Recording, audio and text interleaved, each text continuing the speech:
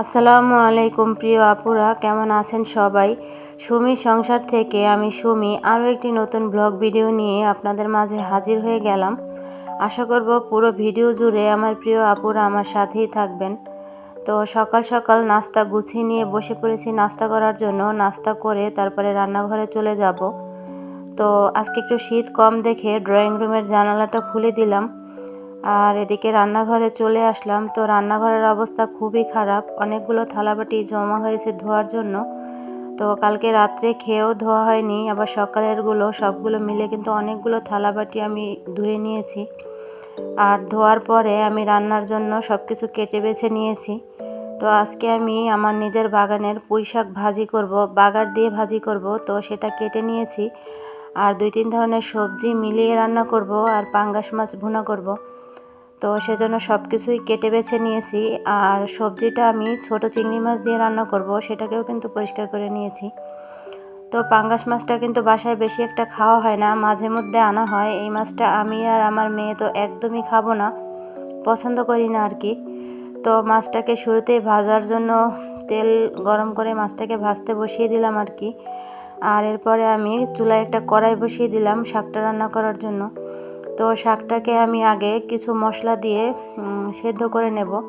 সেজন্য শাকটাকে কড়াইয়ের মধ্যে দিয়ে দিলাম, আর দিয়ে দিলাম পেঁয়াজ, রসুন, লবণ, তারপরে হলুদের গুঁড়া আর কাঁচামরিচ বেশি করে। এগুলো দিয়ে আমি শাকটাকে সেদ্ধ করে নেব। তো এই পুঁই শাকটা কিন্তু চিংড়ি মাছ দিয়ে ভাজি করলেও আমার কাছে অনেক ভালো লাগে, কিন্তু আজকে আমি বাগার দিয়েও ভাজি করব, এটাও ভালো লাগে। তো আমি সমস্ত ময় মশলা দিয়ে দিলাম, এখন আমি এটাকে ঢেকে সেদ্ধ করে নেব।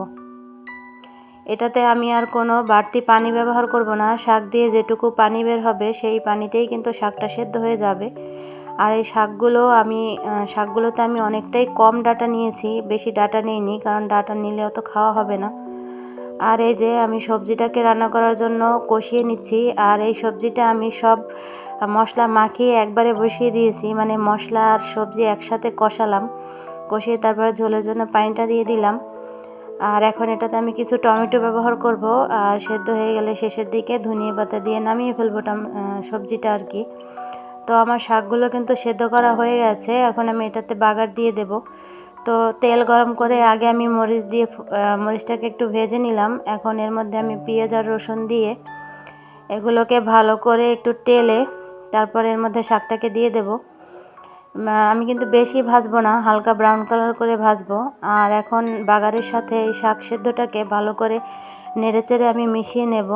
তো আমার শাকটা কিন্তু একদম রেডি। আমি একটু চেক করে দেখছিলাম যে লবণটা ঠিক আছে কিনা, তো একটু লবণ দিয়ে দিলাম। আর এদিকে আমার মাছটাও ভুনা করা হয়ে গেছে, আমি শেষের দিকে একটু ধনিয়া পাতা দিয়ে দিলাম।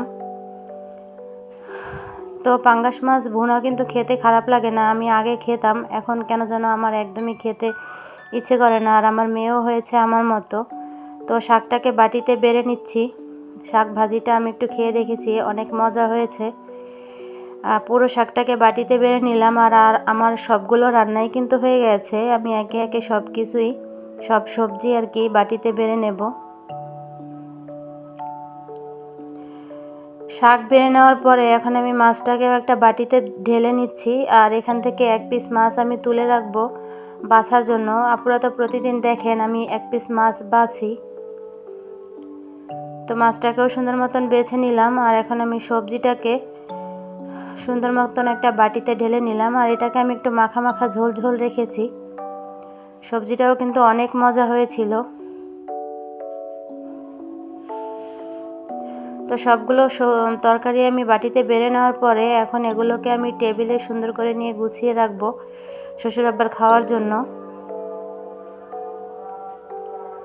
তো উনি যখন খাওয়া দাওয়া করেন তখন প্রায় সময়ই আমি বাসায় থাকি না, উনি একা একাই খাওয়া দাওয়া করেন, সেজন্য টেবিলটাকে একদম গুছিয়ে দিয়ে যেতে হয় যাতে উনি প্রয়োজনীয় সব কিছু হাতের কাছে পান।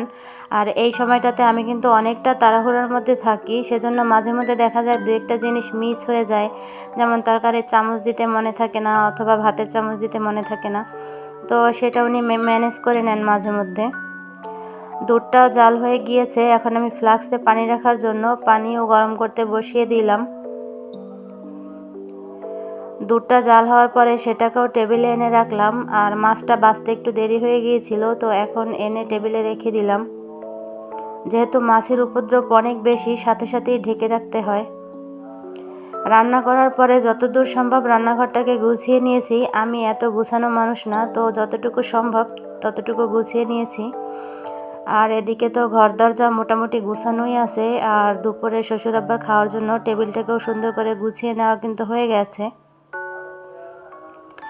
সন্ধ্যার আগে কিছু সেয়াই পিঠা তৈরি করব, তো মেয়েকে বললাম যে ও লতা দিয়ে দিতে পারবে কিনা, মানে দড়ি পাকিয়ে দিতে পারবে কিনা।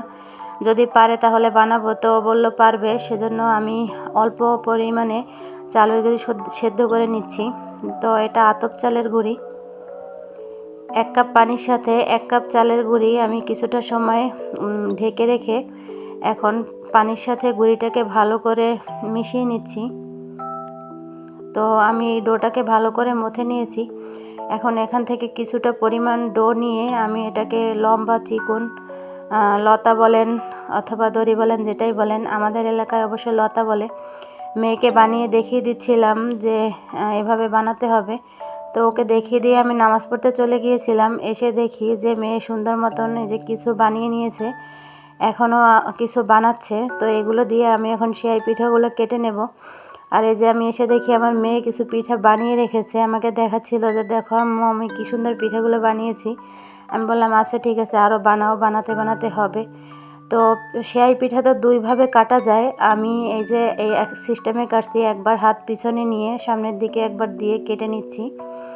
তো এভাবে বানালে এভাবেও বানানো যায়, কিন্তু আমার আসলে এখন আমি যেই সিস্টেমে বানাচ্ছি এইভাবে বানাতে ভালো লাগে, যে এক ঘষায় পিঠাটা হয়ে যাবে। আঙ্গুল দিয়ে শুরু করব, হাতের মাঝখানে নিয়ে পিঠাটা বানানো শেষ করব। তো এইভাবেই আমি সবগুলো পিঠা কিন্তু বানিয়ে নিয়েছি। আর পিঠাগুলো সময় স্বল্পতার কারণে একটু বড় বড় হয়েছে। আর একটু আস্তে ধীরে বানালে আরও একটু ছোট ছোট করে বানানো যেত। তো এই যে সবগুলো পিঠা বানিয়ে নেওয়া কিন্তু হয়ে গেছে। এখন এগুলোকে রান্না করে নেওয়ার জন্য আমি চুলায় 1 লিটার দুধ জাল হতে বসিয়ে দিয়েছি। আর পিঠাগুলো একটু কাছ থেকে দেখছিলাম যে কেমন হয়েছে।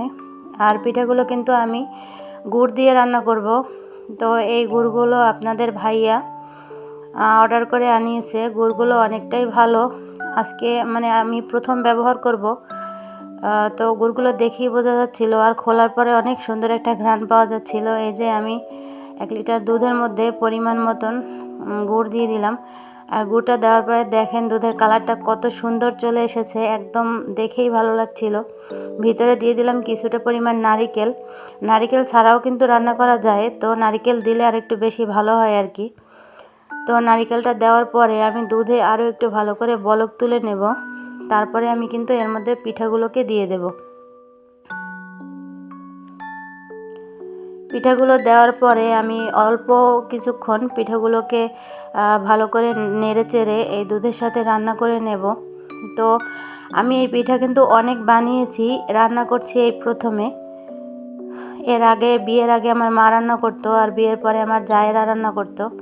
তো পিঠাগুলো আমি জাল দিয়ে এই পরিমাণ ঘনতে নিয়ে এসেছি, আপনারা দেখে বুঝে নিতে হবে আর কি। তো এই পিঠাগুলো কিন্তু একটু পাতলা পাতলাই ভালো লাগে, বেশি ঘন হয়ে গেলে ভালো লাগে না।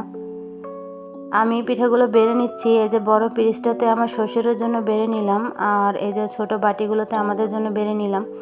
তো মিষ্টি জিনিস যতই মজা হোক বেশি কিন্তু খাওয়া যায় না, তো আমি একদম অল্প করেই রান্না করেছি। আমাদের 5 জনের জন্য 5 বাটিই আমি রান্না করেছি। তো আমার শ্বশুরকে দিয়ে দেওয়ার জন্য চামচটাও দিয়ে দিলাম। আর পিঠাগুলো কিন্তু অনেকটাই ভালো হয়েছিল।